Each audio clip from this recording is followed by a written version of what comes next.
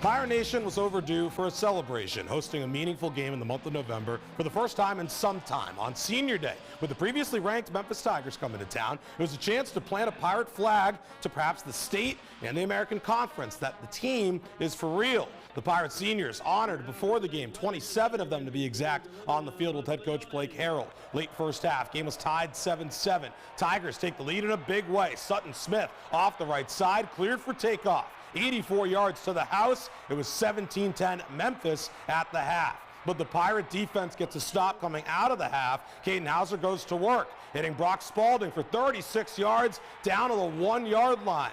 And that set up ECU nicely. Next play, Houser calls his own number, and he's in for a 1-yard touchdown. Sam Cassell celebration included. You can look that one up. I can't describe it on the air. We're deadlocked at 17. But Memphis not going away. Quarterback Brendan Lewis, practically on one good wheel, runs it in himself from 7 yards out, 24-17, Tigers back in front. Next drive, Pirates answer. London Montgomery takes the toss right, and he finds the end zone for a 23-yard touchdown, back even at 24. And something changed in the second half of this game. The Boneyard, inspired perhaps by ESPN's Pat McAfee, went without shirts. And to their credit, it did spark something inside Dowdy-Ficklin. But under 5 minutes to go, Katin Houser sacked, fumbles the ball, Memphis recovers. Tigers get a field goal out of it to lead 27-24. But credit to Houser, leads the Pirates down the field under 2 minutes to go, hitting Payton Mangrum for the 31-yard touchdown.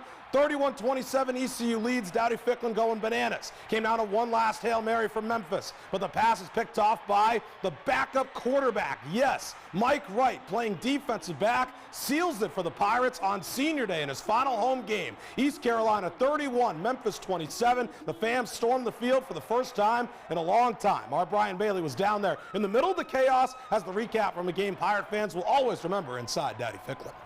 In the game the Pirates had to have to keep their championship hopes alive, Katin Houser overcame a late fumble, threw a touchdown pass in the final minute, and the Pirates win it 31-27 the final. Hey, everybody had their shirts off. I may take mine off. Hey! We had a little bit of a lull there in the second half, and you look up there and you see those students kind of rallying, and that's the way our football team rallied in the fourth quarter and in the second half there, and that was so special. So many good things happening tonight, and such a huge game, and the Pirates are still going to wake up first place in the morning, tied for first place, and that's a pretty good feeling. It was crazy. I mean, I'm still kind of in shock with everything that happened.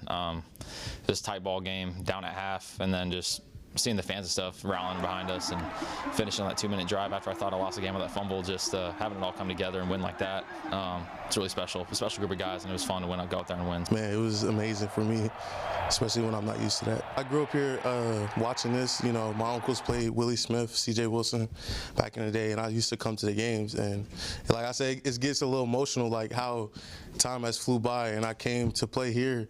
It's just a dream come true. We do 2-minute every Thursday. So the situation this past Thursday was we were down 2, need a field goal. So we actually called that same play in 2-minute Thursday, and I caught the same ball. So kind of crazy watching practice come to the game.